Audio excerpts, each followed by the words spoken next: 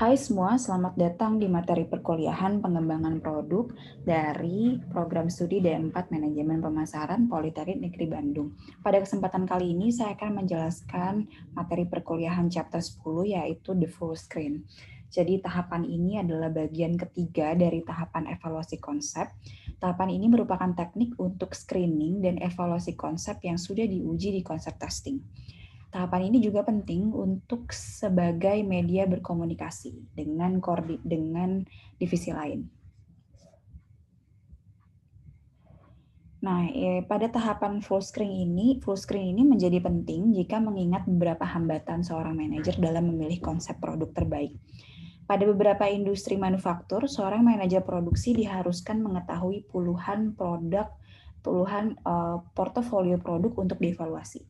Dengan waktu dan budget yang terbatas, seorang manajer dituntut untuk memilih konsep produk terbaik untuk bisa diproses oleh perusahaan. Kesulitan pertama yang didera oleh manajer adalah memprioritaskan konsep terbaik ketika semua sudah jelas resikonya dan semua terlihat menjanjikan untuk dieksekusi. Kesulitan yang kedua adalah prosedur memilih konsep yang baik yang membutuhkan biaya juga yang tidak sedikit dan SDM yang handal. Jadi untuk memilih konsep itu kadang kita untuk melakukan konsep testing itu terkadang membutuhkan biaya yang tidak sedikit dan juga SDM yang cukup mumpuni gitu ya untuk mengetahui analisis dari konsep testing tadi. Tapi terkadang budget dan SDM perusahaan yang kurang memadai sehingga manajer harus memiliki intuisi yang kuat untuk menebak mana proyek yang kira-kira baik untuk dilaksanakan atau tidak gitu. Nah, terkadang manajer itu menyalahi aturan gitu ya dalam menyeleksi mana konsep terbaik. Gitu. Pertama, terkadang manajer itu hanya menebak gitu. Ini kayaknya dengan intuisi mereka, ini kayaknya ya bisalah diteliti lebih lanjut gitu untuk dieksekusi pembuatan produk prototype. Terus yang kedua, ya diterima begitu saja walaupun dari sisi biaya ini mungkin over budget atau mungkin kira-kira kurang baik gitu untuk dipasarkan. Nah, ini adalah konsep dari full screen. Jadi bisa dilihat di gambar. Setelah konsep testing ini selesai, terkadang manajer itu harus mengevaluasi kembali konsep terbaik dari konsep yang sudah diuji tadi. Kira-kira apakah konsep ini itu layak atau tidak? Kalau layak, dia berarti kita manajer harus menulis protokol project untuk pengembangan produk baru. Kira-kira dari tadi ya, kira-kira konsepnya seperti apa, eksekusinya bagaimana, dan lain-lain.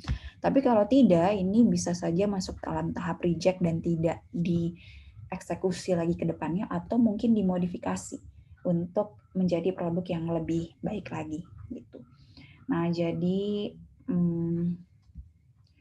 ini adalah tahapan full screen secara umum gitu ya, kalau dihubungkan dengan konsep sebelumnya. Ini adalah slide tentang kenapa sih perusahaan itu butuh metode full screen ini. Ini adalah tujuan dari proses full screen. Yang pertama adalah tahapan ini bertujuan untuk mengevaluasi kemampuan teknis yang dimiliki oleh SDM, desain produk, dan juga teknologi untuk mengeksekusi produk. Dan juga membuat daftar apa saja yang harus diselesaikan. Jadi menjadi seorang manajer itu harus cukup multitasking ya, harus bisa melihat holistic view dari semua konsep yang sudah diajukan gitu. Tujuan yang kedua adalah mengatur proses produksi dengan baik, mulai dari menentukan kelayakan produk untuk dikembangkan, dimodifikasi, atau dihilangkan.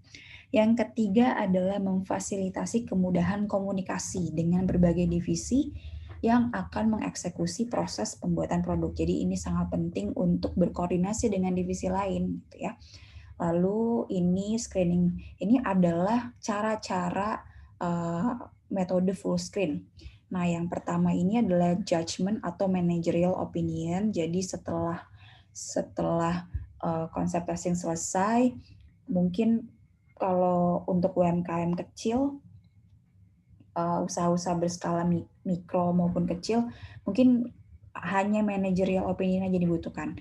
Ini misalnya, ini kayaknya layak nih untuk dilanjutkan, ini kayak tidak layak untuk dilanjutkan. Lalu mungkin lebih spesifik lagi, kalau ternyata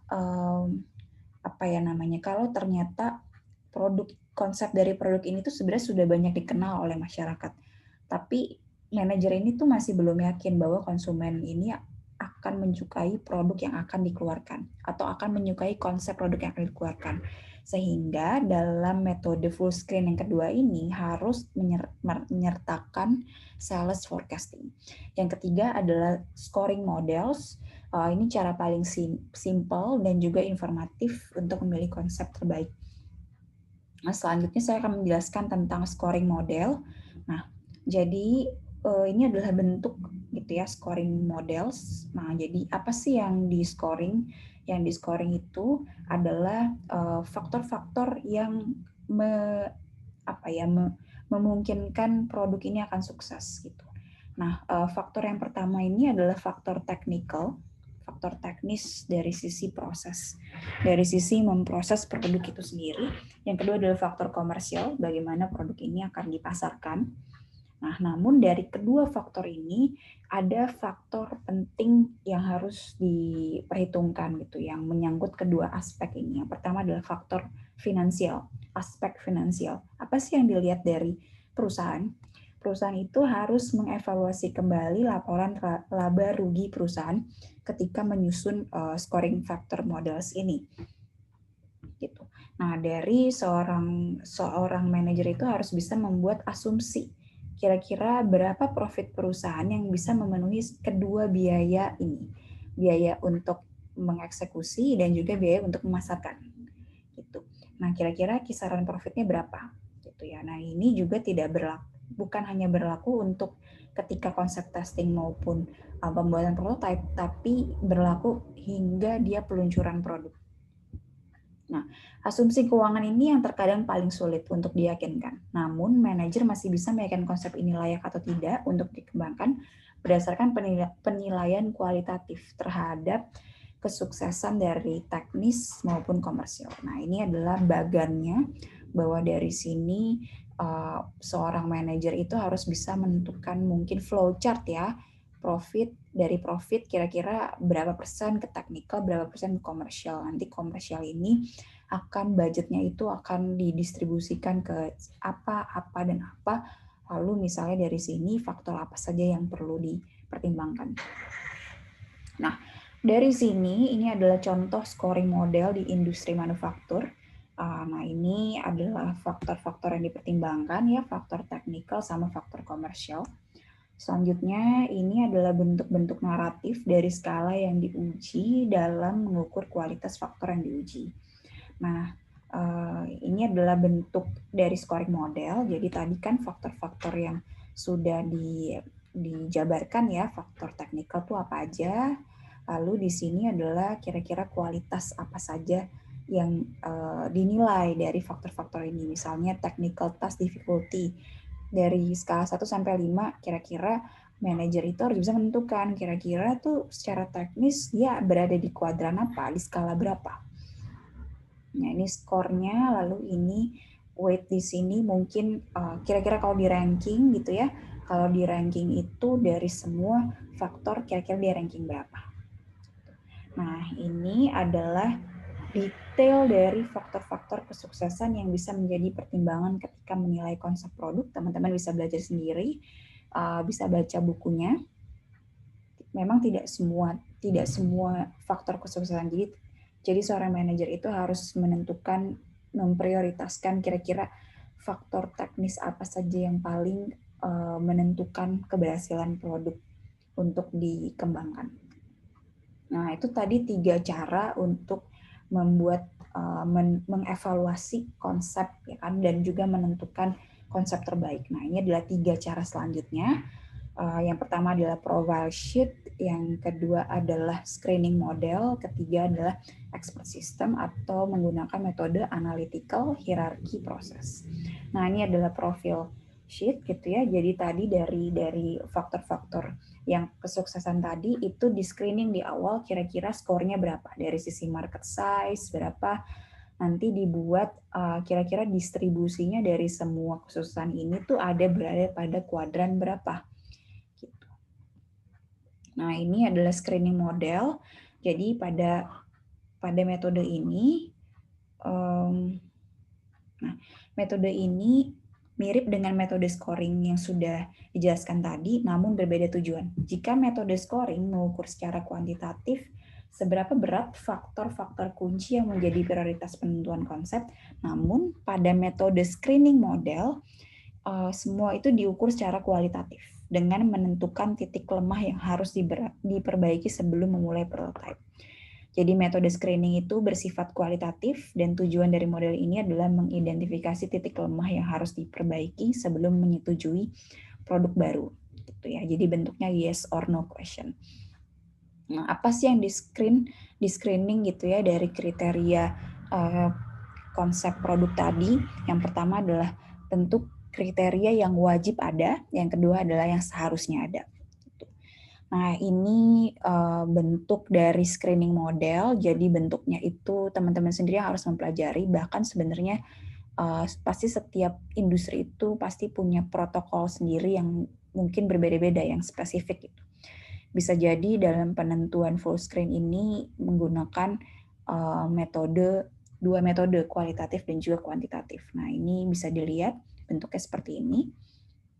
Nah, selanjutnya adalah analytical hierarchy process.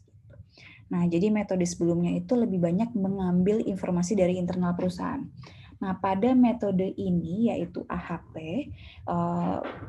informasi itu difokuskan untuk menggali informasi dari eksternal perusahaan. Jadi AHP ini adalah software yang mengukur skor dan ranking dari pendapat-pendapat ahli dalam ketika memilih konsep produk gitu. Nah, jadi informasi yang didapat itu diambil dari eksternal perusahaan yang cukup mumpuni pengetahuannya pada aspek proses, pemasaran dan risiko bisnis gitu ya. Metode ini akan terpakai apabila SDM perusahaan belum menguasai konsep produk ini secara mendalam. Nah, ini adalah contoh diagram AHP yang bertujuan untuk memilih konsep produk baru berdasarkan kriteria yang telah ditentukan sebelumnya. Jadi seorang product developer atau product manager itu harus bisa menentukan struktur atau kira-kira lanskap dari produk baru itu tuh kriterianya tuh seperti apa aja gitu ya.